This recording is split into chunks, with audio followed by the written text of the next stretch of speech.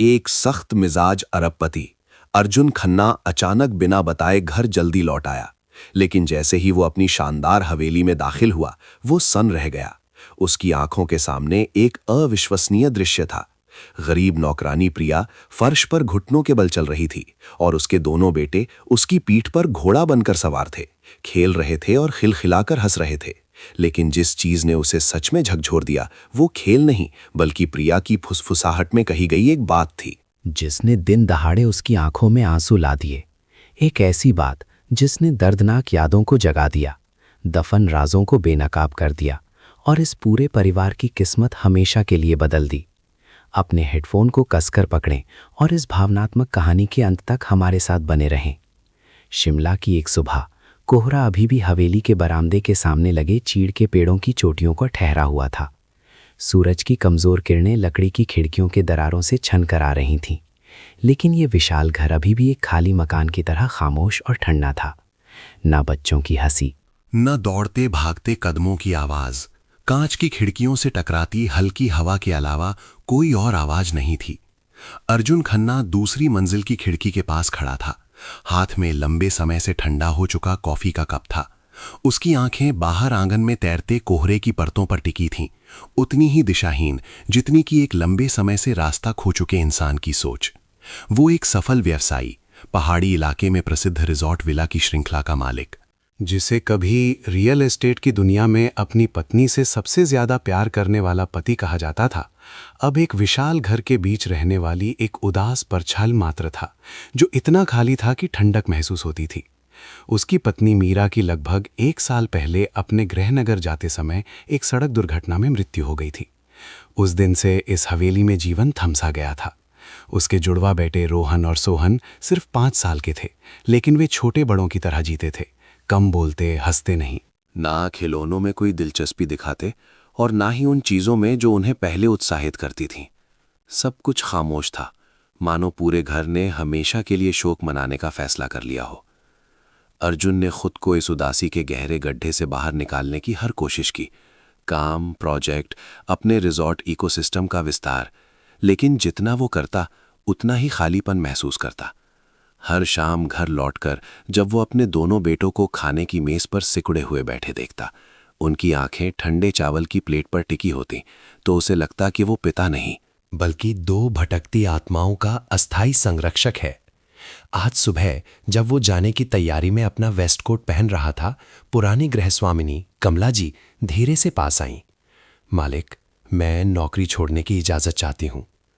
अर्जुन ने भौहें सिकोड़कर पीछे मुड़कर देखा। क्यों? मैं बूढ़ी हो गई हूं और सच कहूं तो अब मैं इन दोनों बच्चों की देखभाल नहीं कर सकती। वे खाते नहीं, सोते नहीं, हमेशा मुझे एक अजनबी की तरह देखते हैं।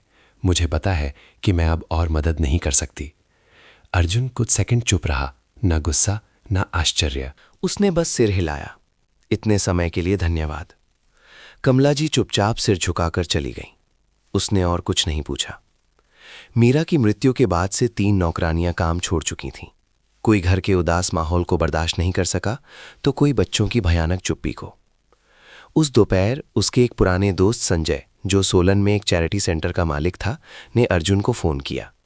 ये जानते हुए कि उसके घर में देखभाल करने वाले की कमी है, संजय ने प्रिया शर्मा नाम की एक लड़की का परिचय दिया, जो पहले एक नर्सरी टीचर थी, सौम्य समर्पित, लेकिन 3 साल पहले नौकरी छोड़ दी थी। उसकी परिस्थितियां काफी विशेष थीं, शांत, अंतर्मुखी, लेकिन बच्चों से बहुत प्यार करती थी। मुझे लगता है तुम्हें उसे एक मौका देना चाहिए, क्या पता। अर्जुन ने एक लंबी सांस ली। उसके लिए कोई भी जा सकता था, लेकिन उसके बच्चों के लिए शायद एक ऐसे व्यक्ति की जरूरत थी जो आसानी से हार ना माने। अगली सुबह प्रिया हवेली के गेट के सामने खड़ी थी। उसने एक पुराना क्रीम रंग का कोट पहना था। उसके लंबे बाल बड़े करीने से बंधे थे। उसकी आंखों में कुछ थकान थी, लेकिन वो हार मानने वाली नहीं लग रही थी। उसने सिर झुकाकर उसे नमस्कार किया। उसकी आवाज धीमी थी। नमस्ते साहब, मैं प्रिया हूं, मुझे काम के लिए भेजा गया है। अर्जुन ने उसे कुछ सेकंड देखा, फिर सिर हिलाया और घर में घुस गया। तुम रसोई, सफाई और दोनों बच्चों की देखभाल करोगी, अगर वे तुम्हें करने दें। जबरदस्ती मत करना, दोस्त बनने या बात करने की कोशिश मत करना, बस चुपचाप अपना काम करो। प्रिया ने कोई प्रतिक्रिया नहीं दी। उसने बस धीरे से सिर हिलाया और उसके पीछे हवेली में चली गई। उस सुबह अर्जुन हमेशा की तरह चला गया, घर को एक अजनबी औरत और अपने 2 बच्चों के भरोसे छोड़कर, जिन्हें वो महसूस कर रहा था कि वो धीरे धीरे खो रहा है। प्रिया रसोई में गई। हर दराज की जांच करने के बाद उसने गैस स्टोव को साफ किया, केतली को अच्छी तरह से पोंछा और फिर एक साधारण सफ़ेद दलिया पकाना शुरू कर दिया। एक हल्की सी खुशबू पूरे घर में फैल गई, बहुत तेज नहीं, लेकिन रसोई के ठंडे माहौल को तोड़ने के लिए काफ़ी थी। दोपहर के करीब उसने बहुत धीमे कदमों की आवाज़ सुनी। मुड़कर देखा तो एक घुंघराले बालों वाला लड़का रसोई के दरवाजे के पास खड़ा था। उसकी आंखों में सतर्कता थी। आप कौन हैं? लड़के ने पूछा। मेरा नाम प्रिया है, उसने जवाब दिया। लड़का चुपचाप दलिया के बर्तन को देखता रहा और फिर बिना कुछ कहे गायब हो गया। न कोई अभिवादन, न कोई भाव। वो निराश नहीं हुई। इसके विपरीत उसकी आंखों में एक जानी पहचानी चमक थी। घायल बच्चे अक्सर एक जैसे ही होते हैं। उस दोपहर उसने खेल के कमरे की सफाई की। धूल से ढके बेतरतीब ढंग से रखे खिलौने। मेज पर एक टेडी बियर था जिसका एक कान फटा हुआ था। वो नीचे बैठ गई और सुई धागा लेकर फटे हुए कान को सिलने लगी। बाहर बगीचे में हवा के झोंके से कुछ पीले पत्ते गिर रहे थे। रात में दोनों बच्चों को रात के खाने के लिए नीचे लाया गया। अर्जुन मौजूद नहीं था। प्रिया ने मेज पर चावल और करी परोसी, न जबरदस्ती की न बुलाया। वो बस नीचे बैठ गई और धीरे धीरे चम्मच से चावल खाने लगी, जैसे कि वो अकेली ही भोजन कर रही हो। रोहन और सोहन ने एक दूसरे को देखा। थोड़ी देर बाद सोहन ने धीरे से कुर्सी खींची और बैठ गया। चुपचाप एक चम्मच चावल खाया। रोहन ने अपने भाई को देखा और फिर वो भी बैठ गया। माहौल अभी भी खामोश था, लेकिन पहले की खामोशी से अलग ये अब खालीपन नहीं था, बल्कि एक खोज थी। जैसे सूखी चट्टान से भूजल की धाराएं अभी अभी रिसना शुरू हुई हों। उस रात जब सब कुछ साफ सुथरा हो गया, प्रिया बगीचे के पीछे अपने छोटे से कमरे में लौट आई। उसने अपना बैग खोला, एक पुरानी छोटी सी तस्वीर निकाली जिसमें एक घुंघराले बालों वाली लड़की समुद्र के सामने खिलखिलाकर हंस रही थी। अनु, माँ फिर से बच्चों के साथ रहने वाली है, लेकिन इस बार माँ सिर्फ एक अजनबी रहेगी। तुम सहमत हो ना? उसने तस्वीर को लकड़ी के फ्रेम में रखा और बिस्तर के सिरहाने रख दिया। बाहर हवेली अभी भी कोहरे में डूबी हुई थी, लेकिन घर के दिल में कहीं एक नई सांस ने चुपचाप शुरुआत की थी। कोई शोर नहीं, कोई चमक दमक नहीं, बस छोटे छोटे बदलाव जो किसी ऐसी चीज को छूने के लिए काफी थे जो लंबे समय से सो रही थी। एक दरवाजा अभी अभी थोड़ा सा खुला था और एक पिता अभी भी नहीं जानता था कि आज से इस घर में सब कुछ पहले जैसा कभी नहीं रहेगा। हवेली में तीसरे दिन प्रिया ने अपनी दिनचर्या को एक पुरानी घड़ी की तरह नियमित रखा, न तेज न धीमी। उसने दोनों बच्चों से बात करने की कोशिश नहीं की, ना ही बनावटी मुस्कान दी या दोस्ताना दिखने का नाटक किया। हर सुबह वो जल्दी उठती, पानी गर्म करती, आंगन साफ करती, साधारण नाश्ता बनाती और फिर घर के उन कोनों में गायब हो जाती जिन्हें सफाई की जरूरत होती, जैसे कि जानबूझकर उस जगह में घुल जाना चाहती हो। रोहन और सोहन शुरू में सतर्क थे, लेकिन धीरे धीरे उन्होंने उस पर ध्यान देना शुरू कर दिया। इसलिए नहीं कि वे उसे पसंद करते थे, बल्कि इसलिए कि वो पहले वालों से अलग थी। जो लोग आए और चले गए वे सभी दोस्त बनने की कोशिश करते थे, खिलौनों से उन्हें खरीदने की कोशिश करते थे या झूठी परवाह दिखाने की कोशिश करते थे। वो नहीं, वो बस मौजूद थी, खामोश लेकिन दृढ़। उस सुबह शिमला में घना कोहरा था। सूरज अभी बादलों को भेद नहीं पाया था। प्रिया लिविंग रूम में बैठकर उस भरवा खिलौने को सिल रही थी जिसकी सिलाई खुल गई थी, जो उसे सोफे के पीछे मिला था। सुई एक समान गति से चल रही थी, हर सिलाई छोटी, सावधानीपूर्वक, जैसे कि वो किसी अदृश्य घाव को सिल रही हो। सोहन पीछे खड़ा उसे ध्यान से देख रहा था, बिना कुछ कहे।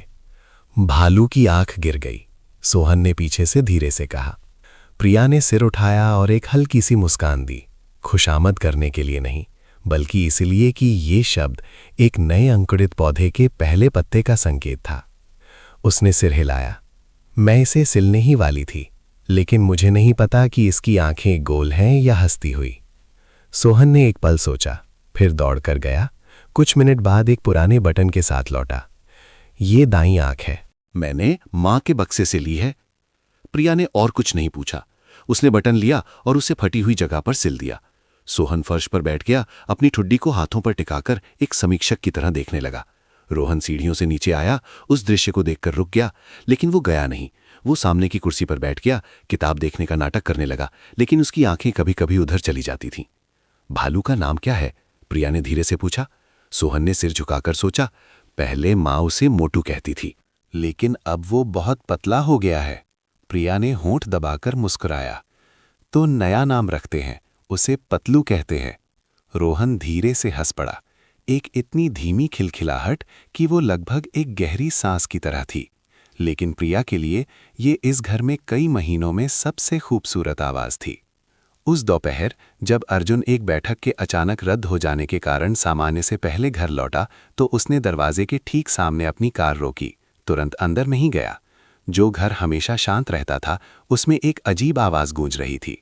कुर्सी खींचने की आवाज, हल्की हंसी और खासकर गाने की आवाज, एक मधुर लोरी की आवाज, एक हल्की पहाड़ी आवाज लिविंग रूम से एक पतले धुएं की तरह निकलकर ठंडी हवा में घुल रही थी।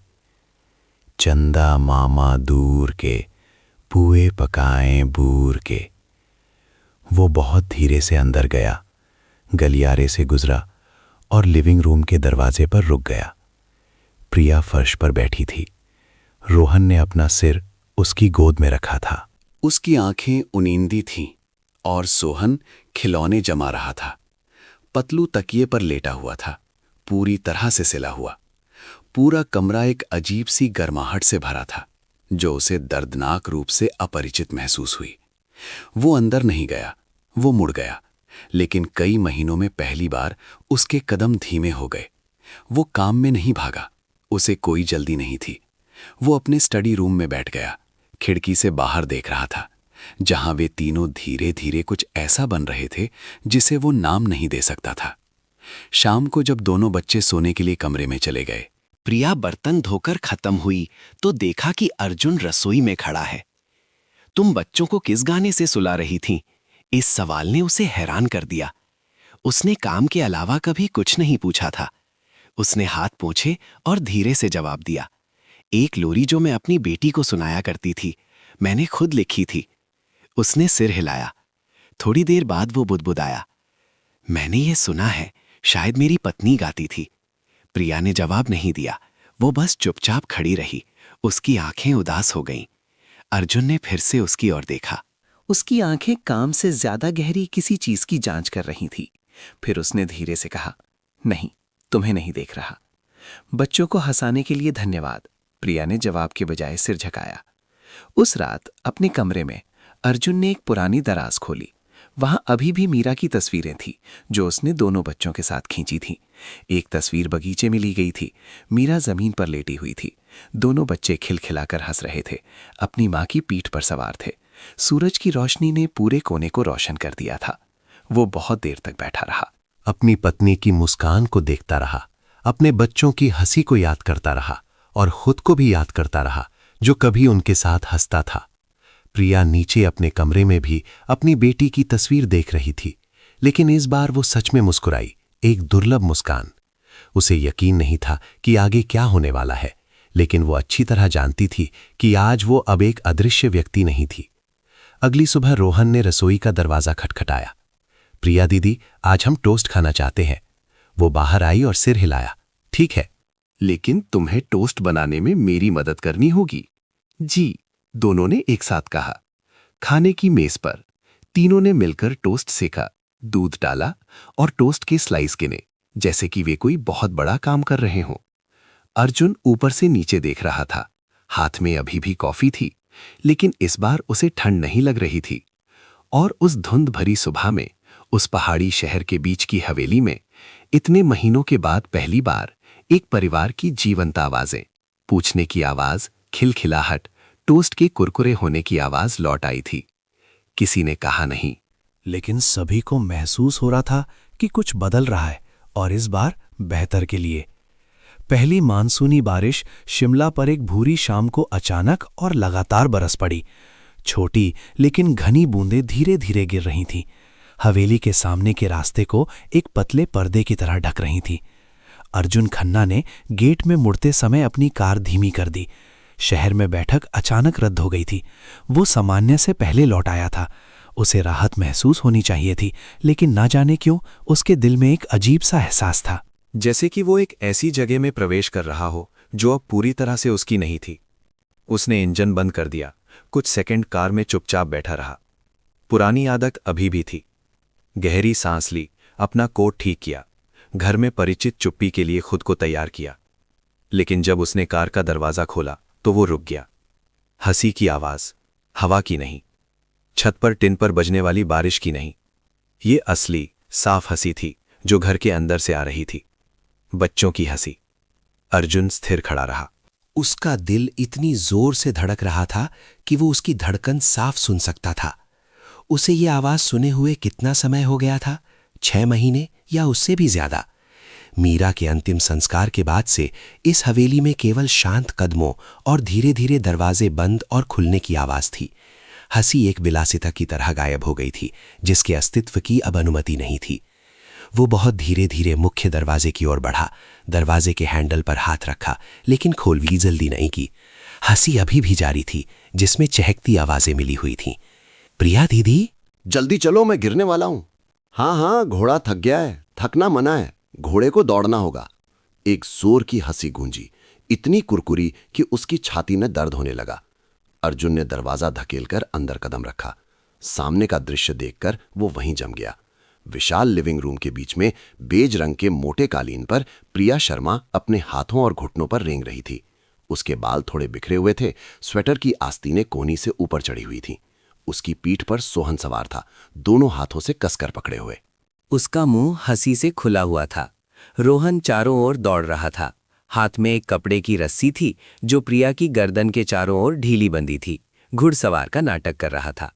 ही, घोड़ा चीड़ के बगीचे के चारों ओर दौड़ रहा है, प्रिया ने जानबूझकर अपना शरीर हिलाते हुए कहा, जिससे सोहन लगभग गिर गया। गिरना मत, गिरना मत, सोहन चिल्लाया और फिर ठहाके मारकर हंस पड़ा। रोहन बहुत जोर से हंसने के कारण फर्श पर गिर पड़ा। लड़के ने अपना पेट पकड़ लिया, उसकी आंखों में खुशी के आंसू भर आए। दोनों बच्चों की हंसी गूंज उठी। बनावटी नहीं, सतर्क नहीं, बल्कि पूरी तरह से स्वाभाविक। वो हंसी जो कभी इस घर की आत्मा हुआ करती थी। अर्जुन हिल नहीं सका। वो प्रवेश द्वार पर ही खड़ा रहा। उसकी छाया फर्श पर लंबी खिंच रही थी, लेकिन उन तीनों में से किसी ने भी उसे नहीं देखा। प्रिया खेलने में मग्न थी, दोनों बच्चे हंसने में मग्न थे। उस समय उनकी पूरी दुनिया में केवल हंसी और जीवंतता थी।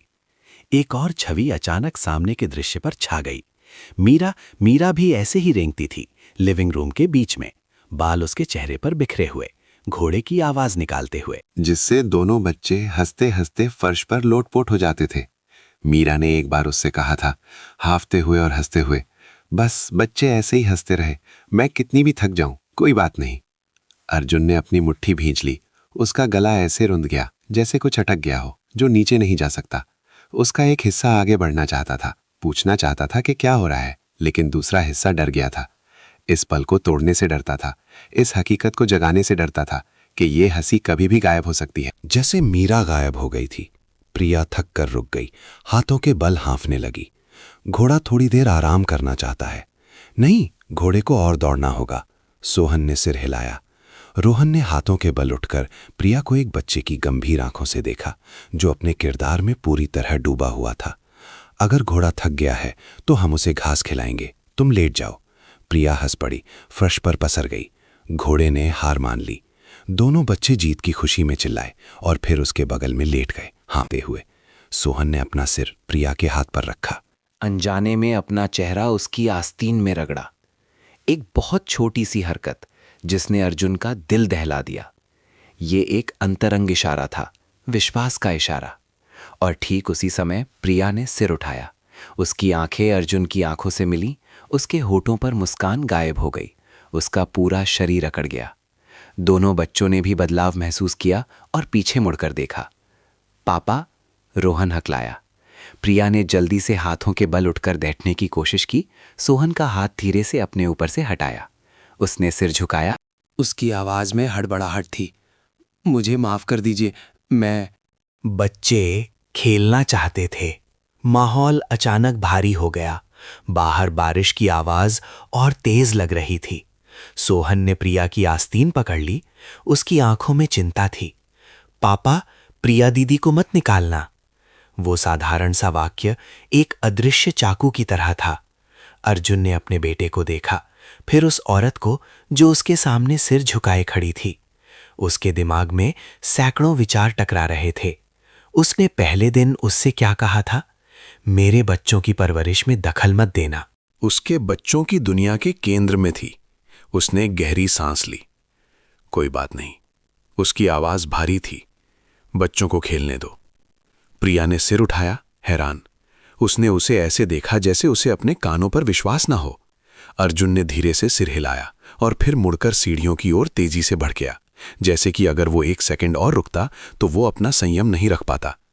अपने स्टडी रूम में अर्जुन ने दरवाजा बंद किया, अपनी पीठ दरवाजे से टिका दी। उसकी छाती ऊपर नीचे हो रही थी। सांसें तेज थीं। उसने अपना हाथ अपने चेहरे पर रख लिया।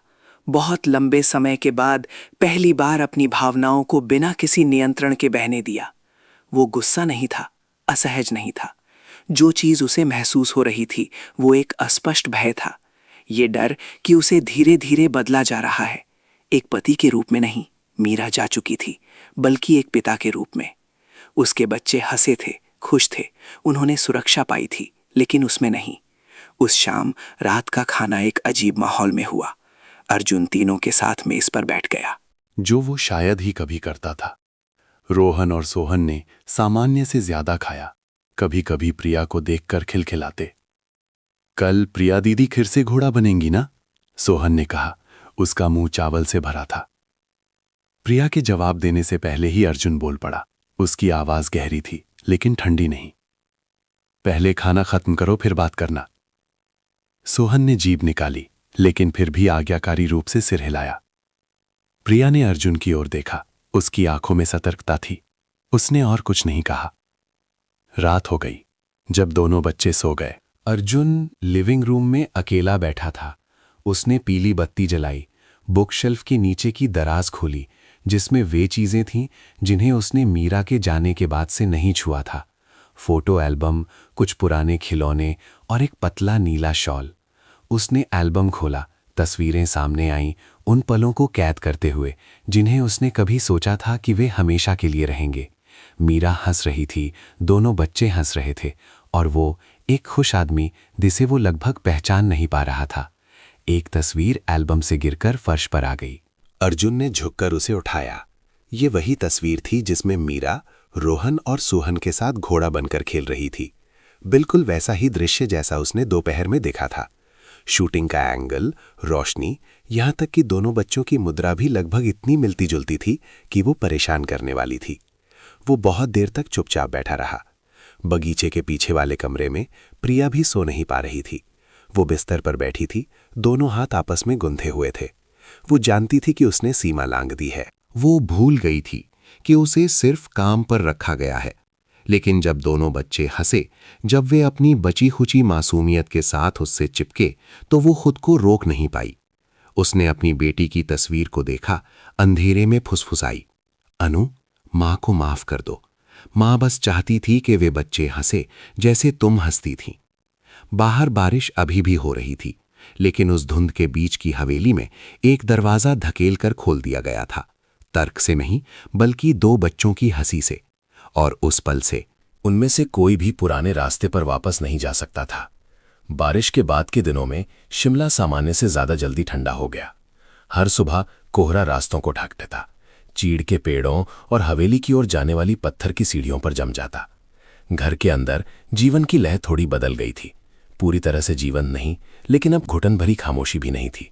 बच्चों के कदमों की आवाज, कुर्सी खींचने की आवाज, किताब के पन्ने पलटने की आवाज। ये छोटी छोटी आवाजें अर्जुन को ये महसूस कराने के लिए काफी थीं कि कुछ बदल रहा था। उसने कहा नहीं। अर्जुन कभी भी भावनाओं के बारे में बात करने में अच्छा नहीं था। वो बस देखता रहा कि कैसे रोहन ने हर सुबह उसे नमस्ते कहना शुरू कर दिया, भले ही वो बस एक हल्का सा सिर हिलाना हो। देखता रहा कि सोहन बिना किसी के कहे अपना दलिया खत्म कर लेता था, और प्रिया को देखता रहा, वो खामोश औरत जो देखभाल और जगह घेरने के बीच की नाजुक रेखा को अच्छी तरह समझती थी। उस बारिश की दोपहर के बाद उसने ज्यादा दूरी बनाए रखी, लेकिन इतनी करीब कि दोनों बच्चे सुरक्षित महसूस करें। वो सोने से पहले कहानियां सुनाती थीं, लेकिन हमेशा ये कहकर ख़त्म करती थीं, तुम्हारे पापा आने वाले हैं। वो उन्हें सुलाती नहीं थीं, बस बिस्तर के पास तब तक बैठी रहती थीं जब तक उनकी सांसें नियमित ना हो जाएं। अर्जुन ने सब कुछ महसूस किया, और इसीलिए जब एक दोपहर एक जानी पहचानी काली कार गेट के सामने रुकी तो उसे कुछ अशुभ होने का अंदेशा हुआ। उसकी सास मिसेस वर्मा तेज चाल और अपनी जानी पहचानी तेज आंखों के साथ कार से उतरीं। उन्होंने एक लंबा कोट पहना था, बाल बड़े करीने से बंधे थे। हमेशा की तरह उनका पहनावा एकदम सही था। उन्होंने पहले से नहीं बताया था, उन्हें कभी बताने की जरूरत नहीं पड़ती थी। अर्जुन, उन्होंने पुकारा। उनकी आवाज ऊंची नहीं थी, लेकिन दृढ़ थी। उसने सिर झुकाकर नमस्ते किया, शांत रहने की कोशिश की। आप आईं और बताया नहीं? मिसेस वर्मा ने आंगन की ओर देखा, जहां रोहन और सोहन चीड़ के पेड़ के नीचे प्रिया के साथ गेंद खेल रहे थे। अपने नातियों से मिलने के लिए भी इजाजत लेनी पड़ेगी क्या? वो सीधे घर में चली गई। अर्जुन उनके पीछे चला। उसका दिल भारी होने लगा। लिविंग रूम में प्रिया उठकर खड़ी हो गई। उसने विनम्रता से सिर झुकाया। नमस्ते आंटी जी। मिसेस वर्मा ने उसे सिर से पांव तक देखा। उनकी नजरें जरूरत से ज्यादा देर तक टिकी रहीं। ना कोई मुस्कान, ना कोई जवाब। तुम? जी, मैं प्रिया हूं, मैं यहां काम करती हूं। मिसेस वर्मा ने धीरे से कहा और फिर दोनों बच्चों की ओर मुड़ी। रोहन, सोहन, यहां आओ दादी के पास। दोनों बच्चे एक सेकंड के लिए झिझके और फिर दौड़ कर आए, लेकिन सोहन जाने से पहले प्रिया की ओर मुड़ा, जैसे कुछ पुष्टि करना चाहता हो। ये इशारा मिसेस वर्मा की नजरों से नहीं बचा। उस दोपहर का खाना भारी था। मिसेस वर्मा ने बहुत कम खाया। ज्यादातर देखती रहीं कि प्रिया कैसे खाना परोसती है, कैसे वो अर्जुन के बैठने पर पीछे हट जाती है, कैसे दोनों बच्चे कभी कभी अनजाने में प्रिया दीदी कह देते हैं। इस घर में तुम कब से हो? उन्होंने पूछा, आवाज ऐसी जैसे अनजाने में पूछ रही हूं। जी, 1 हफ्ते से ज्यादा हो गया, प्रिया ने जवाब दिया। नौकरानी होकर बच्चे इतने घुल मिल गए हैं? मिसेस वर्मा ने होठ सिकोड़े। ये मुस्कान नहीं थी। किसी ने जवाब नहीं दिया। अर्जुन ने अपनी चॉपस्टिक नीचे रख दी। प्रिया अच्छा काम करती है, बच्चों की देखभाल भी वही करती है। मिसेस वर्मा ने उसे देखा। उनकी आंखें और ठंडी हो गईं। अर्जुन, तुम्हें याद है कि तुम किस स्थिति में हो? सवाल हवा में लटका रहा। प्रिया ने सिर झुका लिया। साफ महसूस कर रही थी कि एक विपरीत हवा उसकी ओर बह रही है। उस दोपहर मिसेस वर्मा आराम करने के लिए अपने कमरे में चली गईं। अर्जुन किसी काम से बाहर गया। प्रिया दोनों बच्चों को बगीचे में फूल तोड़ने ले गई। बाहर का मौसम शांत था, लेकिन उसके दिल में भारीपन था।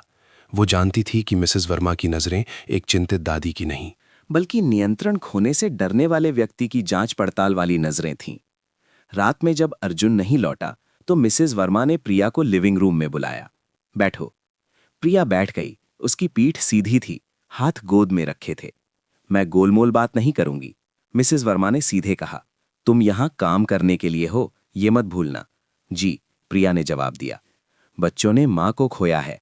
वे आसानी से किसी से भी जुड़ जाते हैं, लेकिन तुम उनकी मां नहीं हो। मिसेस वर्मा की आवाज तेज हो गई।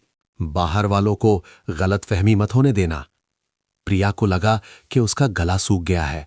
वो कहना चाहती थी कि उसका इरादा कभी किसी की जगह लेने का नहीं था, लेकिन वो ये भी जानती थी कि ऐसे मामलों में सफाई देना अक्सर चीजों को और खराब कर देता है। मैं समझ गई, उसने कहा। मिसेस वर्मा उठ खड़ी हुई, बातचीत को एक फैसले की तरह खत्म करते हुए। उस रात प्रिया सोई नहीं। वो एक एक करके धीरे धीरे अपने कपड़े तह कर रही थी। वो रोई नहीं। उसे चीजों के जटिल होने से पहले चले जाने की आदत थी। वो केवल तब रुकी जब उसने बिस्तर पर पतलू भालू को देखा, जिसका कान अभी अभी सिला गया था। वो अभी भी नया था। अगली सुबह जब अर्जुन जल्दी काम पर चला गया, प्रिया बहुत जल्दी उठी। उसने सामान्य से ज्यादा भरपूर नाश्ता बनाया, दोनों बच्चों के लिए कोट तह करके रखे, सब कुछ बड़े करीने से रखा। उसने सोचा था कि जब वे उठेंगी तो वो अलविदा कहेगी, लेकिन उसे मौका नहीं मिला। दोपहर के करीब एक मोटरसाइकिल गेट के सामने रुकी। डाकिया ने गार्ड को एक लिफाफा दिया। खबर कोहरे से भी तेज फैल गई। एक ऑनलाइन लेख अभी अभी प्रकाशित हुआ था। शीर्षक एक कर्मचारी के फोन की स्क्रीन पर साफ दिखाई दे रहा था। शिमला के व्यवसायी के परिवार में नौकरानी की भूमिका पर सवाल। साथ में एक तस्वीर थी जिसमें प्रिया बगीचे में बैठी थी। सोहन उसकी गोद में सो रहा था। उसका सिर उसके कंधे पर टिका था। तस्वीर दूर से ली गई थी, एक ऐसा एंगल जो अटकलों को जन्म दे, लेकिन इतना साफ कि किरदारों को पहचाना जा सके। प्रिया ने वो तस्वीर तब देखी जब किसी ने गलती से अपना फोन रसोई की मेज पर छोड़ दिया था। उसका दिल बैठ गया। उसने हर शब्द, हर अनुमान, हर अस्पष्ट संकेत को पढ़ा। उसने स्क्रीन बंद कर दी। उसके हाथ हल्के से कांप रहे थे। उस शाम मिसेस वर्मा बिना कुछ कहे चली गईं, लेकिन वो चुप्पी किसी भी चेतावनी से ज्यादा डरावनी थी। रात में अर्जुन देर से लौटा। जब वो घर में घुसा तो उसने एक अजीब माहौल महसूस किया। दोनों बच्चे सोफे पर एक दूसरे के पास बैठे थे। टीवी नहीं देख रहे थे। प्रिया रसोई में खड़ी थी। जब उसने देखा तो उसकी आंखें हट गईं। कुछ हुआ है क्या? उसने पूछा। रोहन ने उसे देखा। उसके होंठ कसकर बंद थे। सोहन ने अपने होंठ काटे। उसकी आंखें लाल थीं। पापा, सोहन ने कहा। उसकी आवाज कांप रही थी। क्या प्रिया दीदी चली जाएंगी? अर्जुन सन रह गया। कहाँ? प्रिया बाहर आई, सिर झुकाए। साहब, शायद मुझे चले जाना चाहिए। मैं परिवार के लिए कोई परेशानी नहीं खड़ी करना चाहती। अर्जुन ने उसे देखा, फिर दोनों बच्चों को। उसके दिमाग में टुकड़े जुड़ने लगे। उसकी सास की आंखें, दोपहर की चुप्पी, एक अनजाना बेचैनी का एहसास। क्या परेशानी? उसने पूछा। उसकी आवाज धीमी थी। प्रिया चुप रही।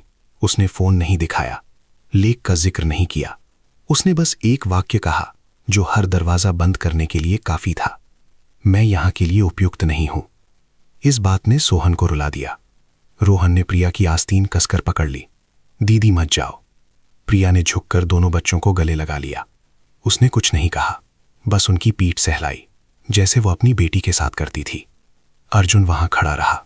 ऐसा महसूस हुआ जैसे एक ठंडी हवा उसकी छाती से गुजर गई हो। उसे अचानक एहसास हुआ कि जो हो रहा है वो अब प्रिया का निजी मामला नहीं है, ये उसकी पसंद थी, और अगर वो चुप रहा तो वो कुछ और खो देगा। प्रतिष्ठा नहीं, बल्कि वो चीज़ जो इस घर में अभी अभी पनपी थी। बाहर कोहरा और घना हो गया, हवा और तेज हो गई, कांच की खिड़कियों से टकरा रही थी, और उस पहाड़ी शहर के बीच की हवेली में विपरीत हवा वास्तव में शुरू हो चुकी थी। 3 दिन बाद लेख फैल गया। हवेली का माहौल शिमला के मौसम से भी ज्यादा घने कोहरे से ढक गया। मीडिया सीधे नहीं आया, लेकिन अफवाहों को घर में आने के लिए पैरों की जरूरत नहीं होती। पड़ोसियों ने अर्जुन को अजीब नज़रों से देखना शुरू कर दिया। व्यापारिक दोस्तों ने फ़ोन किया, छिपे हुए अर्थों के साथ पूछताछ की। उसकी कंपनी के कर्मचारियों ने पीठ पीछे बातें की, जैसे उन्होंने अपने बॉस को गुजरते नहीं देखा हो। अर्जुन ने किसी भी साक्षात्कार का जवाब नहीं दिया। उसने कोई स्पष्टीकरण भी पोस्ट नहीं किया। उसे सफाई देना पसंद नहीं था। उसके लिए चुप्पी ही सबसे अच्छा तरीका था अपनी गरिमा बनाए रखने का। लेकिन वो अपने दिल में अच्छी तरह जानता था कि ये चुप्पी किसी और को उसकी कीमत चुकाने पर मजबूर कर रही है। प्रिया हमेशा की तरह काम पर आती रही। उसने छुट्टी नहीं ली, नौकरी छोड़ने के लिए नहीं कहा। वो अब रोहन और सोहन के साथ खेलती भी नहीं थी। हर सुबह वो सिर्फ खाना बनाती, सफाई करती और फिर अपनी परछाई में छिप जाती, जैसे कि वो गायब होना चाहती हो। लेकिन अजीब बात ये थी कि दोनों बच्चे भी बदल गए थे। रोहन और ज्यादा चिड़चिड़ा हो गया था। जब उसे अपना खिलौना नहीं मिलता तो वो गुस्सा हो जाता। जब सोहन दूध गिरा देता तो वो कहानी की किताब भी फेंक देता। सोहन खुद में सिमट गया था, कम बोलता था या बालकनी में अकेला बैठा रहता। अपने पतलू भालू को कसकर पकड़े रहता। अर्जुन ने सब कुछ देखा, लेकिन हस्तक्षेप नहीं कर सका। उसे अपने ही घर में एक बाहरी व्यक्ति जैसा महसूस हुआ।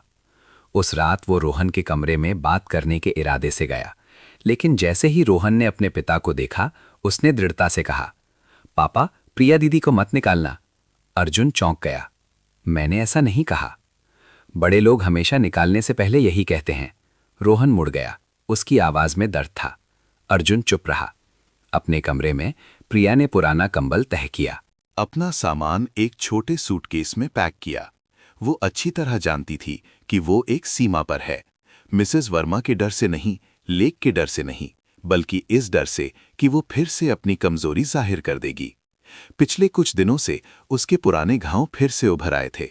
उसकी बेटी अनु की छवि हर रात उसके सामने आती थी।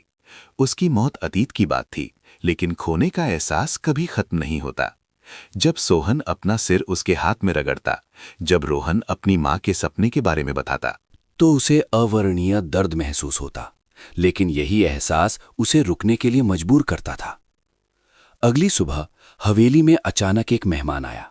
एक गहरे रंग का कोट पहने एक आदमी, आधा चेहरा ढके हुए टोपी के साथ, गेट के सामने आया और गार्ड को एक लिफाफा दिया, जिस पर सिर्फ 2 शब्द लिखे थे, प्रिया जी के लिए। प्रिया ने उसे खोला। एक मोटे कागज पर छपा एक पत्र देखा। हम सूरज के पीछे पत्रिका के प्रतिनिधि हैं। आपके बारे में फैल रहे लेख को पढ़ने के बाद हम आपकी कहानी आपकी तरफ से सुनना चाहते हैं, बिना किसी बदलाव के। बिना किसी संपादन के और बिना किसी शुल्क के। हमारा मानना है कि सच्चाई को एक आवाज मिलनी चाहिए। यदि आप सहमत हैं तो नीचे दिए गए नंबर पर कॉल करें। प्रिया ने पत्र पकड़ा। उसका दिल जोर से धड़क रहा था। उसे प्रेस के साथ बहुत ज्यादा अनुभव था। जब उसकी बेटी को जन्मजात हृदय रोग था तो उसने दर्जनों संपादकीय कार्यालयों में सहायता के लिए आवेदन भेजे थे। केवल एक ने जवाब दिया था, लेकिन फिर उस लेख का शीर्षक था, एकल मां ने बीमार बच्चे को छोड़कर मजदूरी करने के लिए निर्दयतापूर्वक छोड़ दिया। वो इतनी दुखी थी कि अगले हफ्ते तक वो अपने किराए के कमरे से बाहर निकलने की हिम्मत नहीं कर पाई। इस बार वो गलती दोहराना नहीं चाहती थी। उसने पत्र को मरोड़कर कूड़ेदान में फेंक दिया। लेकिन उस रात अर्जुन को वो मिल गया।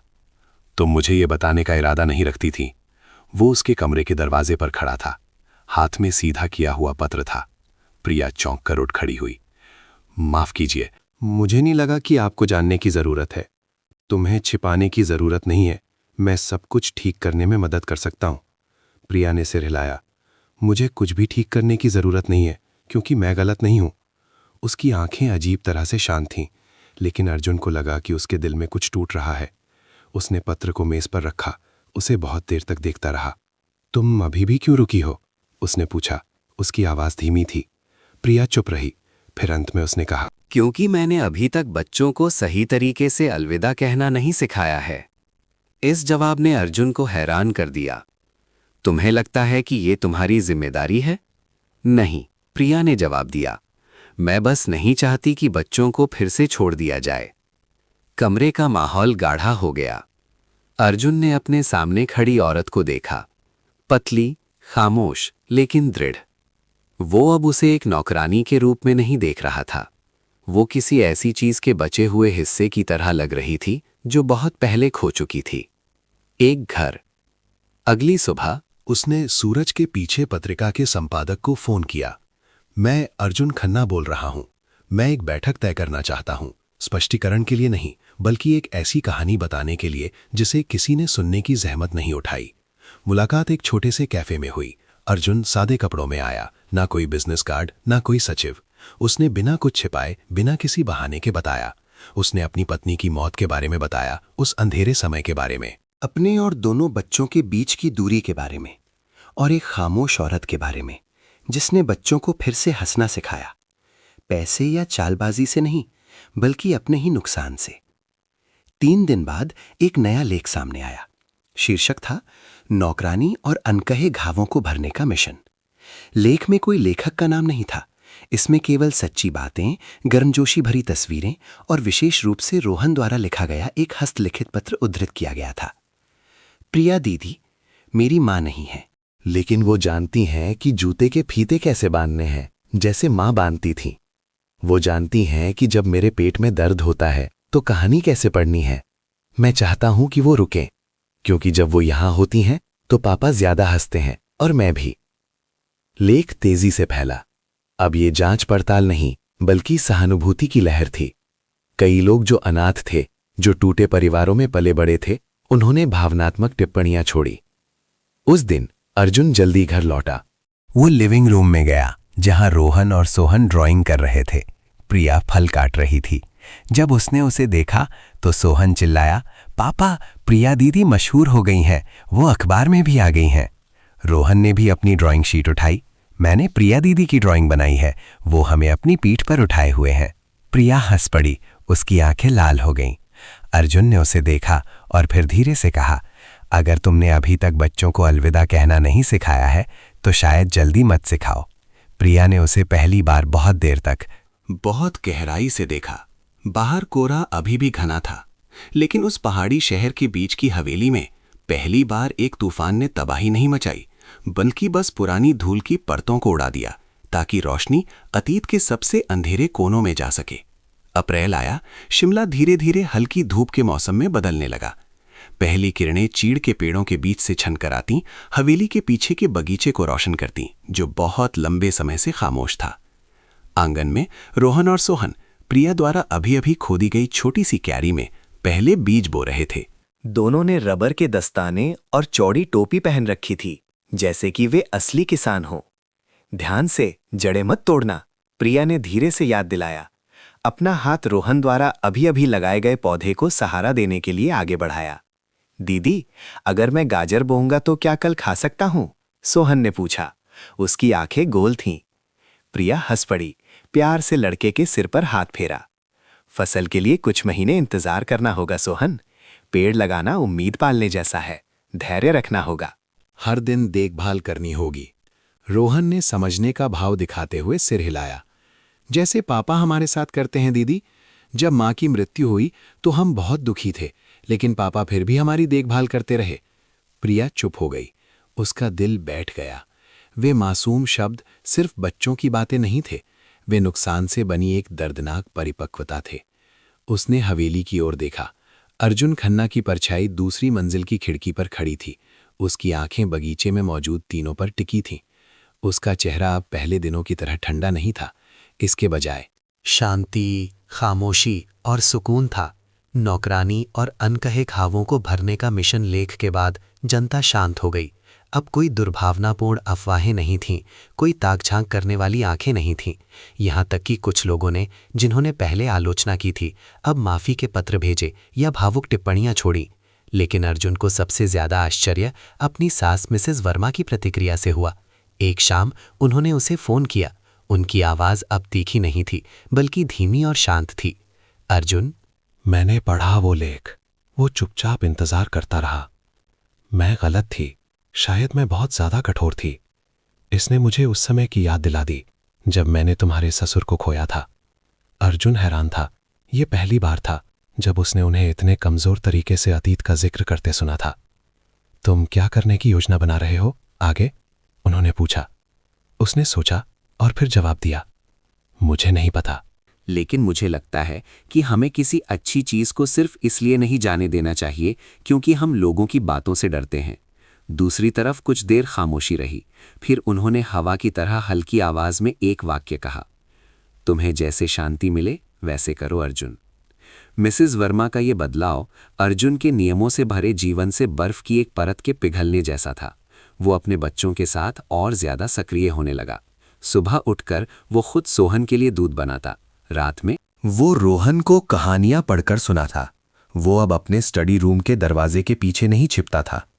एक सुबह जब प्रिया लिविंग रूम की सफाई कर रही थी, अर्जुन अंदर आया। हाथ में एक रंगीन कागज था। प्रिया जी, अगले हफ्ते शिमला के फ्लावर पार्क में एक चैरिटी मेला है। मेरी कंपनी एक स्टॉल को प्रायोजित कर रही है। मैं चाहता हूं कि बच्चे इसमें भाग लें। प्रिया ने आश्चर्य से सिर उठाया। बच्चे? लेकिन आप भी चलेंगी? उसने जल्दी से कहा, और जैसे डर गया हो कि उसने बहुत ज्यादा कह दिया है, उसने कागज उसे दे दिया। मैं चाहता हूं कि आप खेल स्टॉल की जिम्मेदारी संभालें, अगर हो सके। प्रिया ने उसे कुछ देर देखा और फिर धीरे से मुस्कुराई।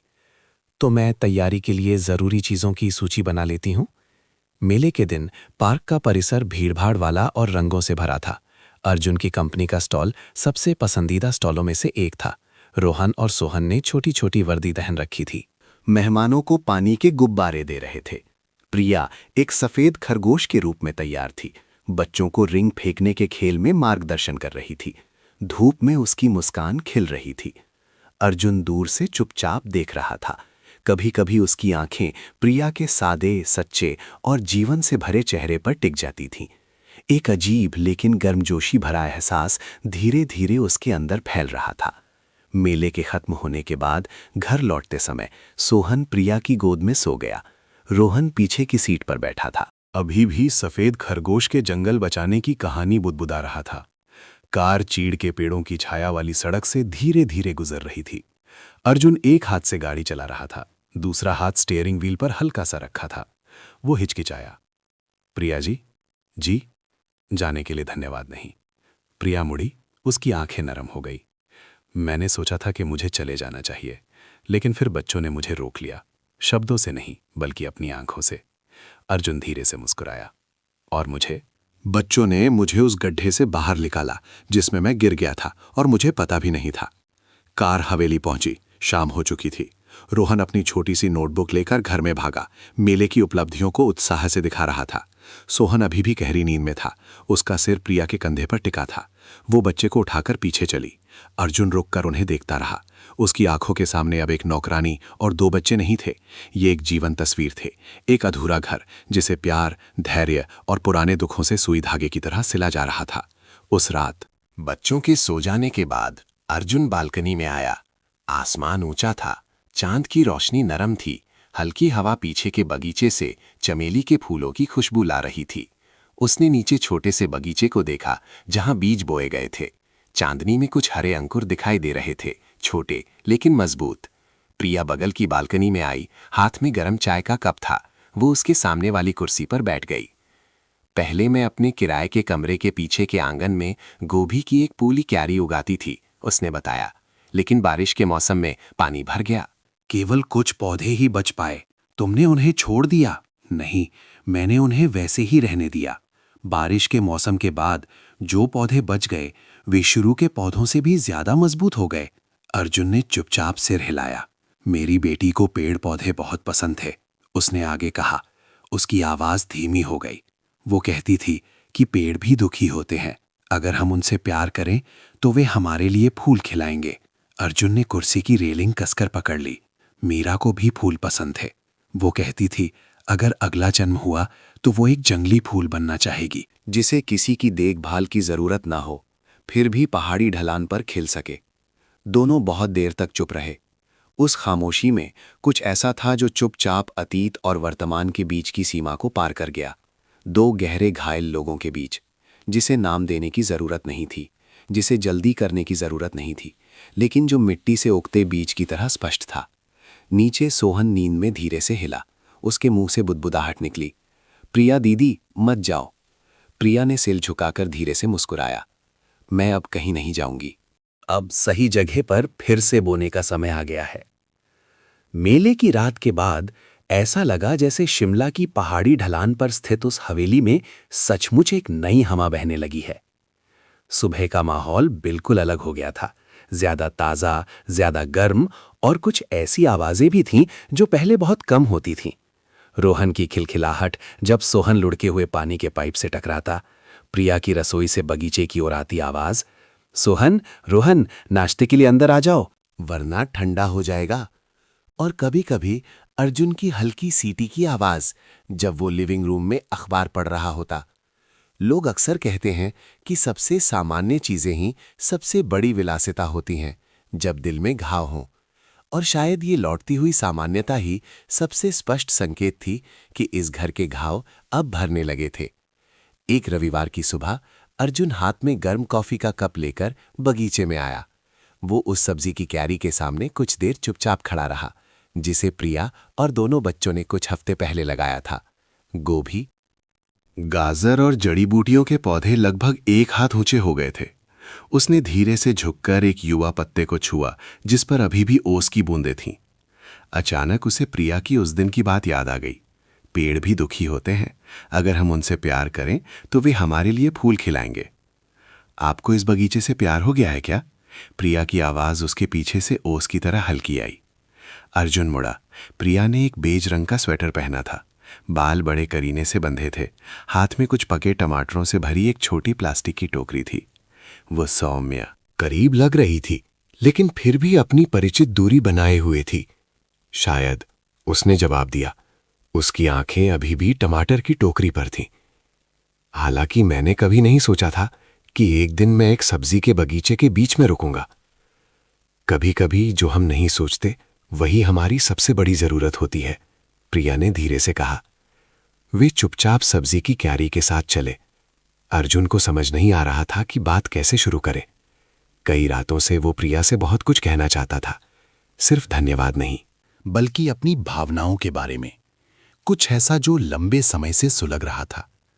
आज जब उसने उसे अपने बच्चों की देखभाल करते देखा, जब उसने बच्चों को उसके साथ खिलखिलाते देखा, तो वो जानता था कि वो अब और चुप नहीं रह सकता। प्रिया जी, अर्जुन हिचकिचाया। जी, वो मुड़ी। उसकी आंखों में कोई झिझक नहीं थी। मैं जानता हूं कि मैंने आपसे कभी सच में नहीं पूछा आपकी बेटी के बारे में, इस काम को चुनने के कारण के बारे में। आपके पास निश्चित रूप से कई अन्य विकल्प रहे होंगे। प्रिया कुछ देर चुप रही। उसने टमाटर की टोकरी नीचे रखी। दोनों हाथ आपस में गुंथे हुए थे। मैंने पहले टीचर ट्रेनिंग का कोर्स किया था। मेरा सपना एक नर्सरी टीचर बनना था। उसने एक समान आवाज में कहा, जैसे कि वो किसी और के बारे में बता रही हो। लेकिन फिर मैं पढ़ाई के दौरान ही गर्भवती हो गई। वो आदमी चला गया। मैंने अकेले ही बच्चे को जन्म दिया और पाला, बिना किसी डिग्री के, बिना किसी रिश्तेदार के। मेरे पास सिर्फ 2 हाथ और एक छोटा बच्चा था। अर्जुन चुप रहा। उसका दिल बैठ गया। अनु, मेरी बेटी को जन्मजात हृदय रोग था। मैंने उसके इलाज के लिए पैसे कमाने के लिए हर संभव काम किया। घर की सफाई, बर्तन धोना, रसोई में मदद करना। फिर एक दिन जब मैं अतिरिक्त काम कर रही थी तो वो चली गई। मैं समय पर नहीं पहुंच सकी। आखिरी वाक्य रुक गया। प्रिया ने अपना चेहरा फेर लिया, लेकिन अर्जुन ने उसकी लाल आंखें देख ली थीं। उसके बाद मेरे पास कुछ नहीं बचा, सिवाय एक ऐसे दर्द के जिसे कोई नहीं देख सकता था। लेकिन फिर एक दिन मैं सुपरमार्केट में एक लड़के से मिली। वो अपनी मां से बिछड़कर रो रहा था। मैं उसे चुप कराने गई। उस समय मुझे एहसास हुआ कि बच्चे को खोने के बाद भी मेरा दिल अभी भी प्यार करना जानता है। अर्जुन आगे बढ़ा, धीरे से अपना हाथ उसके कंधे पर रखा। कोई शब्द, कोई सांत्वना नहीं, बस एक बहुत हल्का सा स्पर्श जो गहरी सांत्वना व्यक्त करने के लिए काफी था। प्रिया ने उसका हाथ नहीं हटाया। वो चुपचाप खड़ी रही, बगीचे के शांत माहौल में भावनाओं को फैलने दिया। बरामदे से रोहन की आवाज आई, पापा, प्रिया दीदी, नाश्ते के लिए अंदर आ जाओ। प्रिया ने धीरे से सिर हिलाया और फिर पहले की तरह मुड़ गई, जैसे कि उसने कभी कोई दरार नहीं दिखाई हो। लेकिन अर्जुन जानता था कि वो पल एक छोटा सा दरवाजा था जो अभी अभी खुला था, विश्वास का एक बहुत धीमा कदम। उस दिन पूरे परिवार ने एक साथ नाश्ता किया। अर्जुन सोहन के बगल में बैठा उसे अंडा दे रहा था और रोहन स्कूल की कहानियां सुनाता रहा। प्रिया एक और प्लेट में तले हुए पैनकेक लेकर आई। उसके हाथ अभी भी आटे से सने थे। प्रिया दीदी ये दुनिया में सबसे अच्छा बनाती हैं, सोहन ने खाते खाते कहा। उसके दोनों गाल फूले हुए थे। तो शायद मुझे शुरू से सीखना होगा, अर्जुन हंसा।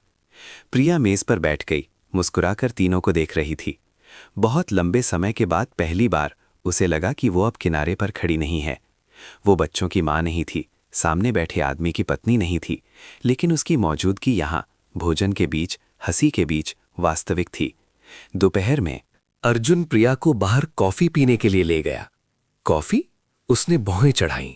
रविवार को भी आप कोई मीटिंग करना चाहते हैं? मीटिंग नहीं, बस मुझे लगा कि हमें थोड़ी देर बाहर निकलना चाहिए। हवा ठंडी है, लेकिन मौसम खूबसूरत है। प्रिया हिचकिचाई और फिर सिर हिला दिया। उन्होंने पहाड़ी ढलान पर एक छोटा सा कैफे चुना, जहां से पूरे शहर का नजारा दिखता था। दूध वाली कॉफी से भाप निकल रही थी। हल्का संगीत बज रहा था। हवा कैफे के बरामदे पर लगे बुरांश के फूलों की खुशबू ला रही थी। मैंने सोचा था कि मैं फिर कभी अपना दिल नहीं खोलूंगा, अर्जुन ने कहा। उसकी आंखें दूर तक देख रही थीं। मीरा के जाने के बाद मैं एक जिंदा लाश की तरह था, जिम्मेदारी के लिए जी रहा था। कोई एहसास नहीं था। मुझे डर था कि मैं फिर से किसी को चोट पहुंचाऊंगा। प्रिया ने बीच में नहीं टोका, वो बस सुनती रही। लेकिन फिर तुम आई, बिना किसी शोर के, बिना किसी दखल के। बस चुपचाप मेरे घर की दीवारों की एक एक ईंट को फिर से रखती गई। वो मुड़कर सीधे उसकी आंखों में देखने लगा। प्रिया, मुझे नहीं पता कि ये बहुत जल्दी है या बहुत देर, लेकिन मैं तुमसे पूछना चाहता हूं, क्या तुम मुझे, बच्चों को और खुद को भी एक मौका दे सकती हो? प्रिया चुप हो गई। उसका हाथ कॉफी के कप के चारों ओर हल्का सा कांप रहा था। उसने कभी नहीं सोचा था कि वो एक ऐसे आदमी से, एक ऐसी जगह से ये शब्द सुनेगी जो किसी खूबसूरत करने के लिए एक बहुत बड़ा घाव था। आप निश्चित है? उसने पूछा। उसकी आवाज हवा की तरह धीमी थी। मैं किसी भी चीज के बारे में निश्चित नहीं हूं, लेकिन मैं अच्छी तरह जानता हूं कि अगर तुम चली गईं तो ये जगह फिर से वही पुरानी ठंडी हवेली बन जाएगी। वो चुप रही और फिर धीरे से मुस्कुराई। तो मुझे कुछ और दिन सोचने दीजिए। बगीचे में बीज अभी तक बड़े नहीं हुए हैं, उन्हें फूल आने तक इंतजार करना होगा। तभी पता चलेगा कि रुकना है या जाना है। उसने सिर हिलाकर मुस्कुराया और उस धुंधली शाम में किसी ने और कुछ नहीं कहा, लेकिन दोनों जानते थे कि कुछ पुराने घाव जब किसी के द्वारा सही तरीके से छुए जाते हैं तो वे अब दर्द नहीं देते बल्कि नई त्वचा बन जाते हैं, ज्यादा मजबूत, ज्यादा कोमल। मई आ गया। शिमला में पहली मानसूनी बारिश होने लगी। आसमान अब पिछले महीने की तरह साफ नीला नहीं था। बादल नीचे थे, ठंडी हवा हर दरार से होकर गुजर रही थी। हवेली में कद्दू के सूप और टोस्ट की खुशबू पूरी रसोई में फैली हुई थी। प्रिया सब्जियां काट रही थी, उसके मुंह से हल्की हल्की गुनगुनाहट निकल रही थी। रोहन और सोहन खाने की मेज पर बैठे अपना हस्तकला का काम कर रहे थे। उनके हाथ गोंद और रंगीन कागज से भरे थे। अचानक गेट की घंटी बजी। घंटी की आवाज लंबी और थोड़ी जल्दबाजी में थी, जैसे बाहर खड़ा व्यक्ति कोई महत्वपूर्ण बात लेकर आया हो। अर्जुन अपने स्टडी रूम में बैठा था, तुरंत सिर उठाया। उसकी आंखें सतर्क हो गईं। प्रिया ने चाकू नीचे रखा, अपना हाथ एप्रन से पोंछा और खिड़की से नीचे गेट की ओर देखने लगी। एक औरत वहां खड़ी थी, क्रीम रंग का रेनकोट पहने, सिर पर टोपी झुकी हुई थी, हाथ में एक पुराना हैंडबैग था। हवेली के गार्ड ने जाकर पूछताछ की, लेकिन उसने सिर हिलाकर सिर्फ इतना कहा, मुझे अर्जुन साहब से मिलना है। अर्जुन तेजी से नीचे आया, मुख्य दरवाजा खोला। औरत ने जैसे ही उसे देखा, तुरंत अपनी टोपी उतारी। एक दुबला पतला हड्डीदार चेहरा सामने आया, जिस पर अभी भी कुछ शाही निशान बाकी थे। मिसेस वर्मा। अर्जुन रुक गया। ये उसकी पूर्व सास थी, मिसेस वर्मा, मीरा की मां। वो औरत जिसने अर्जुन के प्रिया को घर में काम करने देने के फैसले का कड़ा विरोध किया था। भावुक लेख के फैलने के बाद उन्होंने कोई प्रतिक्रिया नहीं दी, ना ही संपर्क किया। अर्जुन ने सोचा था कि उन्होंने हार मान ली है, लेकिन आज वो अचानक प्रकट हुई। उनका चेहरा भावनाओं से भरा था। मुझे उस नौकरानी से मिलना है, उन्होंने बिना किसी लाग लपेट के कहा। उनकी आवाज अभी भी पहले की तरह तीखी थी। प्रिया से? अर्जुन थोड़ा हैरान हुआ। क्या बात है? मां ने सिर उठाकर उसे देखा, उनकी आंखें गंभीर थीं। बस उसे बुलाओ। मुझे अकेले में बात करनी है। अर्जुन हिचकिचाया, लेकिन फिर सिर हिला दिया। वो अंदर जाकर प्रिया को बुलाने लगा। प्रिया जैसे ही बाहर आई, मिसेस वर्मा की आंखों ने उसे सिर से पांव तक एक बार में ही देख लिया, जैसे हर हाव भाव, हर सांस का मूल्यांकन कर रही हों। कोई अभिवादन नहीं, कोई मुस्कान नहीं। उन्होंने सीधे कहा, तुमने अपना बच्चा खोया है ना? सवाल एक चाकू की तरह हवा में तैर गया। प्रिया रुक गई, उसका दिल एक पल के लिए बैठ गया। हाँ, उसने धीरे से जवाब दिया। तुम सोचती हो कि क्योंकि तुमने अपना बच्चा खोया है, तुम्हें इस घर में मेरी बेटी की जगह लेने का अधिकार है? अर्जुन बीच में बोलना चाहता था, लेकिन प्रिया ने हाथ से रोक दिया। उसने गहरी सांस ली। मैंने कभी किसी की जगह लेने के बारे में नहीं सोचा। मैंने सिर्फ अपना काम किया, बच्चों की देखभाल की, जैसे कि वे प्यार के भूखे बच्चे हों। मिसेस वर्मा ने फीकी हंसी हंसी। किस अधिकार से प्यार? तुम एक नौकरानी हो। हर प्यार को एक नाम की जरूरत नहीं होती, प्रिया ने जवाब दिया, सीधे देखते हुए। इस जवाब ने मिसेस वर्मा को कुछ देर के लिए चुप करा दिया। वो अर्जुन की ओर मुड़ी। तुम सच में उसे इस घर में परिवार का हिस्सा बनाना चाहते हो?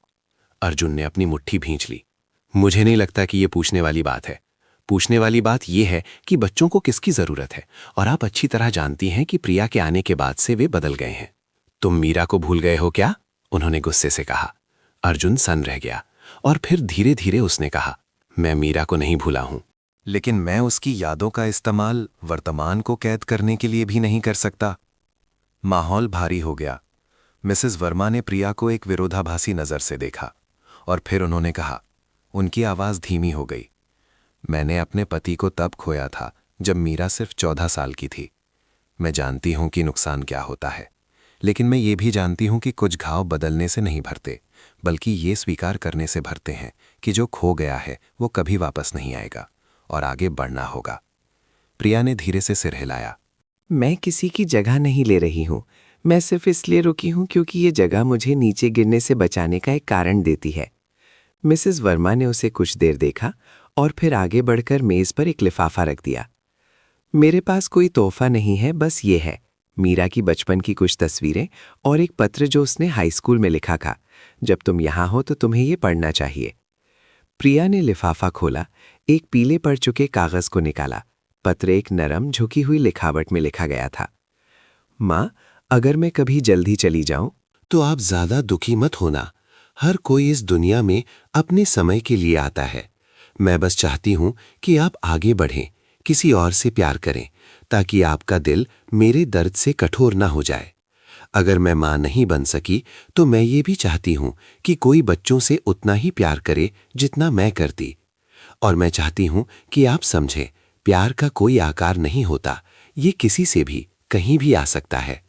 प्रिया चुप हो गई, उसके हाथ कांप रहे थे। मिसेस वर्मा कुर्सी पर बैठ गईं, एक लंबी सांस ली। मीरा एक समझदार लड़की थी और मैं बहुत ज्यादा जिद्दी थी। प्रिया, अगर तुम सच में किसी की जगह लेने का इरादा नहीं रखती हो तो क्या तुम मेरे साथ बच्चों की देखभाल करने की हिम्मत करोगी? एक नौकरानी के रूप में नहीं, बल्कि एक रिश्तेदार के रूप में। प्रिया ने सिर उठाया। उसकी आंखों में अब कोई बचाव नहीं था, कोई हीन भावना नहीं थी, केवल आश्चर्य और कृतज्ञता थी। मैं पूरी कोशिश करूंगी। सीढ़ियों से रोहन और सोहन चुपचाप खड़े देख रहे थे। सोहन ने अपने पतलू भालू को पकड़कर धीरे से पूछा, पापा? वो दादी कौन है? वो तुम्हारी नानी है, अर्जुन ने जवाब दिया, आगे बढ़कर दोनों को गले लगा लिया। रोहन ने प्रिया को देखा और फिर दौड़कर उसका हाथ पकड़ लिया। तो क्या प्रिया दीदी हमारी नई माँ है? प्रिया रुक गई। उसने झुककर लड़के के बालों को सहलाया। नहीं, मैं प्रिया दीदी हूं, लेकिन अगर तुम चाहो तो मैं तुम्हें माँ की तरह प्यार करूंगी। रोहन ने सिर हिलाया, खिलखिलाकर हंसा। मिसेस वर्मा ने उस दृश्य को देखा, उनकी आंखें लाल हो गईं। वो उठी, अर्जुन के पास गईं। अपने पूर्व दामाद के कंधे पर हाथ रखा। तुमने कर दिखाया अर्जुन, तुमने परिवार को बचा लिया, भले ही एक अलग तरीके से। उस दोपहर हवेली पहले से कहीं ज्यादा जीवंत थी। रसोई में मिसेस वर्मा और प्रिया ने मिलकर पहला भोजन बनाया। अर्जुन ने खाने की मेज को फिर से व्यवस्थित किया। रोहन और सोहन आंगन में दौड़ रहे थे, ऐसे चिल्ला रहे थे जैसे उन्हें जीवन का सबसे बड़ा उपहार मिला हो। बाहर हल्की बारिश अभी भी हो रही थी, लेकिन हर किसी के दिल में एक नई आग जल उठी थी, माफी की, आगे बढ़ने की और एक पुनर्जीवित होते परिवार की। गर्मी शिमला पर कॉफी के फूलों की तीव्र सुगंध के साथ आई, जो पहाड़ी ढलानों पर फैली हुई थी। सुबह सुबह कोहरे से ढकी घुमावदार सड़कें, सूरज की रोशनी धीरे धीरे चीड़ के पेड़ों से गुजरती, उस हवेली के हर छोटे कोने में पहुंचती, जो अब अकेली नहीं थी। हर सुबह रसोई में आग जलती, छोटे छोटे कदम आंगन में दौड़ते और लिविंग रूम से पियानो की आवाज आती, जिससे घर फिर से जी उठता। प्रिया रुक गई थी। अब वो एक नौकरानी नहीं थी, कोई बाहरी व्यक्ति नहीं थी। वो अब परिवार का हिस्सा थी, भले ही किसी ने अभी तक इसे आधिकारिक तौर पर नाम नहीं दिया था। अर्जुन ने अभी तक स्पष्ट रूप से कुछ नहीं कहा था, लेकिन उसकी नजरें, उसकी खामोश देखभाल और जिस तरह से उसने उसे घर के हर मामले में फैसला करने दिया, वो सबसे स्पष्ट जवाब था। हालांकि कोई नहीं जानता था कि अर्जुन के दिल में अभी भी एक दरवाजा बंद था, एक दरवाजा जो अतीत की ओर जाता था, जिसे उसने अभी भी जिम्मेदारी और अपराधबोध के हिस्से के रूप में कसकर पकड़ रखा था। एक मूसलाधार बारिश की शाम, अर्जुन अपने स्टडी रूम में बैठा था। मीरा की डायरी के पन्ने पलट रहा था। उसकी दिवंगत पत्नी, पुरानी डायरी जिसकी जिल्द खराब हो चुकी थी, नरम झुकी हुई लिखावट, हर पंक्ति दिल में एक चाकू की तरह चुभ रही थी। अर्जुन, अगर एक दिन मैं तुम्हारे साथ ना रहूं तो मुझे उम्मीद है कि तुम अकेले नहीं रहोगे। मैं जानती हूं कि तुम खुद को दोष दोगे, अपना दिल बंद कर लोगे, लेकिन जिंदगी किसी के रुकने का इंतजार नहीं करती। अगर कोई तुम्हारे पास आए जो तुम्हें सच में मुस्कुराने पर मजबूर कर दे। तो उसे दूर मत करना, उससे प्यार करना। इसलिए नहीं कि वो मेरी तरह है, बल्कि इसलिए कि वो मुझसे अलग है, क्योंकि यही अंतर तुम्हें ठीक करेगा। अर्जुन ने डायरी नीचे रखी, कुर्सी पर पीछे झुक गया। उसकी आंखों में आंसू भर आए। वो जानता था कि अब उस दरवाजे से गुजरने का समय आ गया है। भूलने का नहीं, नकारने का नहीं, बल्कि स्वीकार करने का। वो मीरा से फिर से प्यार नहीं कर सकता था, लेकिन वो किसी और से, एक ऐसे दिल से प्यार कर सकता था जो नुकसान से परिपक्व हो चुका था। अगली सुबह अर्जुन सामान्य से जल्दी उठा। उसने कॉफी बनाई, सावधानी से 2 चीनी मिट्टी के कपों में डाली, एक नीले समुद्र के रंग का, एक सफेद जिस पर चीड़ के पेड़ का चित्र बना था। उसने सफेद कप को एक ट्रे पर रखा और फिर रसोई में गया, जहां प्रिया बच्चों के लिए फल काट रही थी। प्रिया जी, उसने धीरे से पुकारा। वो मुड़ी, उसे कॉफी की ट्रे के साथ आते देख थोड़ा आश्चर्य हुआ। क्या मैं आपको एक कप के लिए बगीचे में आमंत्रित कर सकता हूं? प्रिया ने उसे देखा, उसकी आंखों में आश्चर्य था, फिर धीरे से सिर हिला दिया। बगीचे में दोनों एक पुराने आम के पेड़ के नीचे पत्थर की मेज पर बैठे। रात की बारिश से पत्तों पर पानी की छोटी छोटी बूंदें अभी भी थीं। हवा ताज़ा थी, मिट्टी की गंध कॉफी की मीठी सुगंध में मिली हुई थी। क्या तुम जानती हो, अर्जुन ने शुरू किया, मैंने सोचा था कि मैं मीरा के बाद किसी और साथी के लायक नहीं हूं। प्रिया चुपचाप सुनती रही। लेकिन दिन ब दिन मुझे एहसास हो रहा है कि प्यार अतीत के साथ विश्वासघात नहीं है, बल्कि एक निरंतरता है। मैं मीरा को नहीं भूल सकता। लेकिन मैं हमेशा उस खालीपन में भी नहीं जीना चाहता। प्रिया धीरे से मुस्कुराई। मैं समझती हूँ, हर किसी के जीवन में कोई ऐसा होता है जो सब कुछ होता है, और अगर वे नहीं रहते तो नया प्यार कोई प्रतिस्थापन नहीं होता, बल्कि एक अलग रूप में जारी रहता है। अर्जुन ने उसे बहुत देर तक देखा। उसकी आंखें भावनाओं से भरी थीं।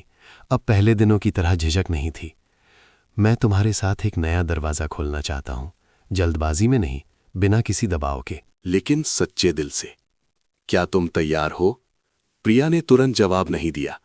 उसने हरे भरे सब्जी के बगीचे की ओर देखा, जहां रोहन और सोहन पके टमाटर तोड़ रहे थे। उसका चेहरा कोमल था, उसकी आंखों में विचार थे। मैं बहुत लंबे समय से डरती रही हूं अर्जुन जी। डरती थी कि भावनाएं मुझे कमजोर कर देंगी, लेकिन अब मुझे एहसास हुआ है कि जब भावनाएं सही समय पर आती हैं तो वे इंसान को कमजोर नहीं करती, बल्कि ज्यादा साहसी बनाती हैं। अर्जुन ने और कुछ नहीं कहा, बस अपना हाथ आगे बढ़ाया, धीरे से मेज पर रखा। एक बिना दबाव वाला निमंत्रण। प्रिया एक पल के लिए हिचकिचाई, फिर अपना हाथ उसके हाथ पर रख दिया। खबर परिवार में तेजी से फैल गई। रोहन सबसे पहले खुश हुआ। पापा और प्रिया दीदी सच में प्यार करते हैं, तो अब मुझे माँ मीरा को पत्र लिखकर इजाजत लेने की जरूरत नहीं है ना? उसने उत्साह से सोहन को बताया। सोहन ने लापरवाही से कहा, तो अब 2 माँ हैं, एक माँ आसमान में, एक माँ जमीन पर। इस मासूम बात ने प्रिया को रुला दिया। उसने दोनों बच्चों को गले लगा लिया। उसका दिल हल्का और भरा हुआ महसूस हुआ। मिसेस वर्मा ने जब अर्जुन से ही ये खबर सुनी तो वो कुछ देर चुप रहीं और फिर धीरे धीरे बोलीं, अगर मीरा जिंदा होती तो वो भी मुस्कुराती।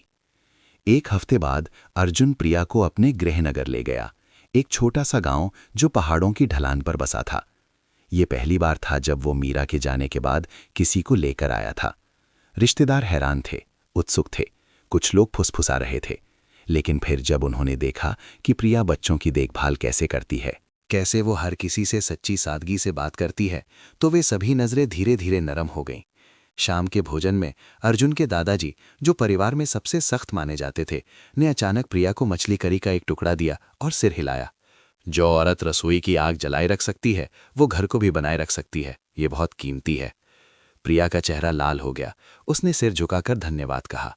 उस रात पुराने लकड़ी और चमेली के फूलों की खुशबू से भरे छोटे से कमरे में अर्जुन ने प्रिया का हाथ पकड़कर फुसफुसाया, हम फिर से शुरू करेंगे, लेकिन जो बीत गया है उसे नहीं भूलेंगे।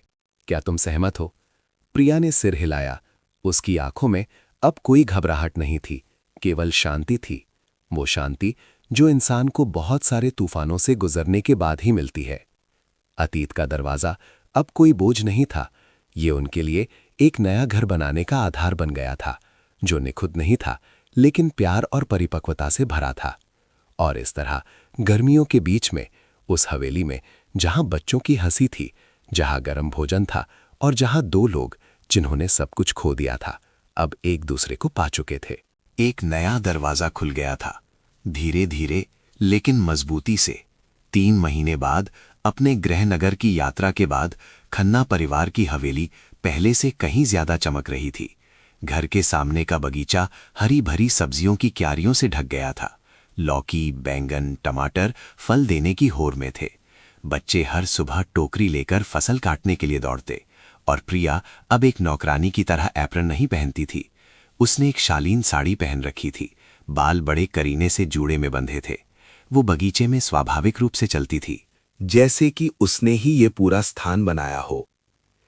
जब से अर्जुन ने आधिकारिक तौर पर प्रस्ताव रखा था, उन्होंने एक शांत जीवन बनाए रखा था, बिना किसी दिखावे के, बिना किसी सार्वजनिक घोषणा के। अर्जुन चाहता था कि सब कुछ सबसे सच्चे तरीके से हो, ताकि उसके दोनों बेटों को कोई उथल-पुथल महसूस ना हो और प्रिया को अनुकूलन के लिए समय मिले। लेकिन आज एक छोटी सी पारिवारिक बैठक में अर्जुन ने अचानक मेज पर एक छोटा लकड़ी का बक्सा रखा। प्रिया का हाथ खींचकर उसे सभी की आश्चर्यचकित नजरों के बीच खड़ा किया। पापा एक महत्वपूर्ण घोषणा करना चाहते हैं। अर्जुन मुस्कुराकर अपने दोनों बेटों को देखने लगा। रोहन उछलकर बैठ गया। पापा प्रिया दीदी से शादी करने वाले हैं, तो क्या हम सूट पहनेंगे पापा? सोहन का मुंह खुला रह गया। उसने प्रिया का हाथ पकड़ लिया। सच में दीदी, तो क्या मैं बेस्टमैन बन सकता हूं? प्रिया हंस पड़ी। भावुक होकर अर्जुन को देखने लगी। उसने बक्से का ढक्कन खोला। अंदर 2 साधारण लेकिन सुंदर शादी की अंगूठियां थीं। कोई दिखावा नहीं, बस मेरे बेटे जाने कि उनकी माँ वो औरत है जिसे उनके पापा ने जीवन भर साथ चलने के लिए चुना है, और उनकी माँ भी सहमत है। वो मुड़ा, उसकी आवाज़ गहरी और दृढ़ थी। क्या तुम इस परिवार का आधिकारिक हिस्सा बनने के लिए सहमत हो? प्रिया ने तुरंत जवाब नहीं दिया। उस पल में सारी पुरानी यादें वापस आ गईं। अपनी छोटी बेटी को अस्पताल के बिस्तर पर गले लगाने की रातें, लोगों के घरों की सफाई करते समय अंदर ही अंदर आंसू निकलना, भेदभावपूर्ण नजरें। संदेह और इस हवेली में टूटे हुए दिल के साथ प्रवेश करने का शुरुआती समय। सब कुछ एक धारा में बहता हुआ लगा और फिर सामने खड़े उस आदमी की गर्म आंखों में विलीन हो गया, जिसने धैर्यपूर्वक उसके दिल की हर ईंट को फिर से बनाया था।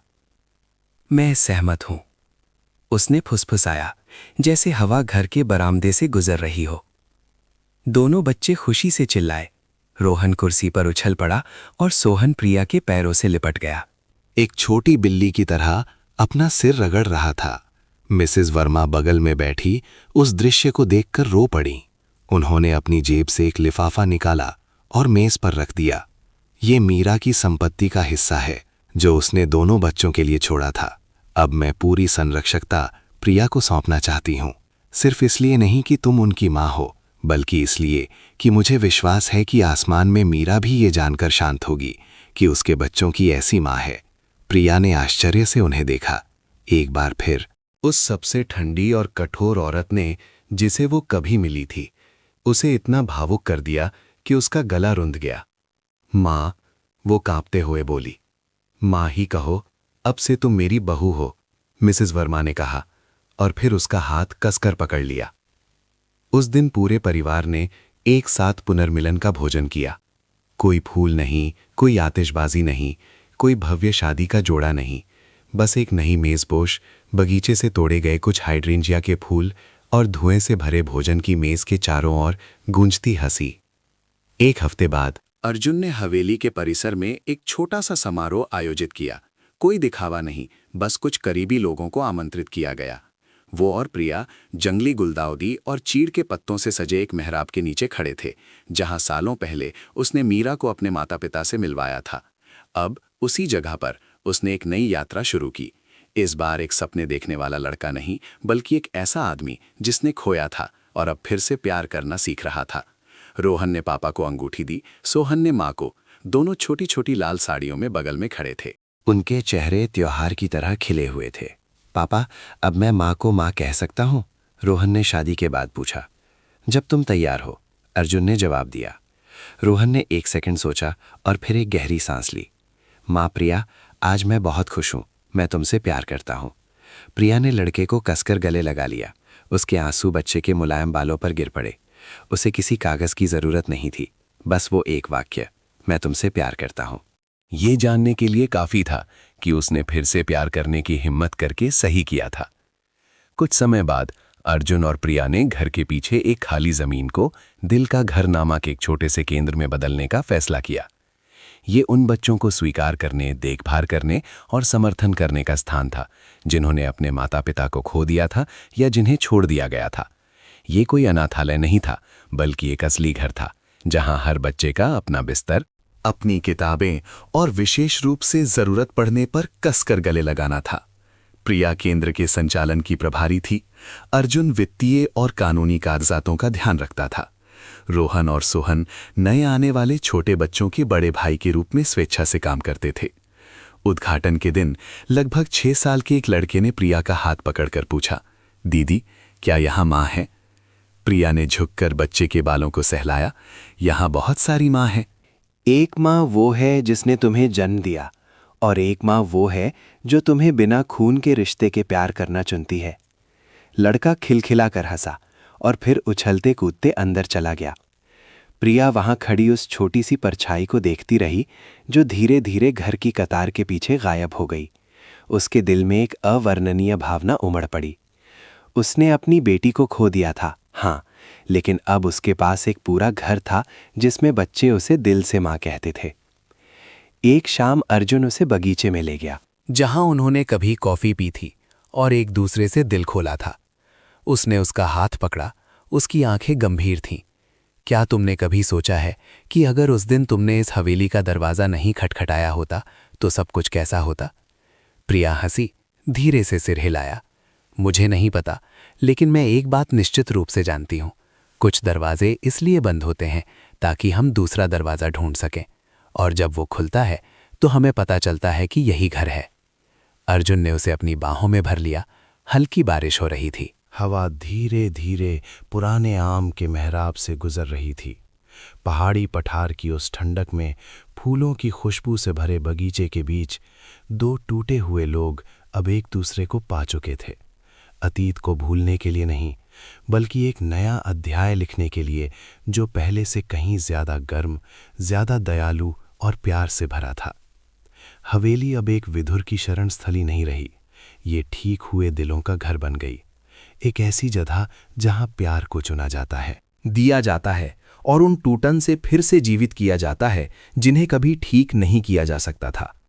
आपके समय के लिए धन्यवाद। हमें बताएं कि आप ये कहानी भारत से या कहीं और से सुन रहे हैं और नीचे एक टिप्पणी छोड़ें। हर लाइक, शेयर और सुझाव हमें अगले वीडियो को अपलोड करने और बेहतर बनाने के लिए प्रेरित करता है। अगले वीडियो में फिर मिलेंगे। ये कहानी आपको कैसी लगी हमें कमेंट करके ज़रूर बताइए। ये भी बताइएगा कि आप ये कहानी दुनिया के किस कोने से सुन रहे हैं। हम प्रार्थना करते हैं कि आप सभी जहां भी रहें हमेशा सुरक्षित और शांति में रहें। अगर आपके पास भी कोई ऐसी ही दिलचस्प कहानी है तो हमारे साथ जरूर साझा करें ताकि हम सब उसे सुन सकें और उसका आनंद ले सकें।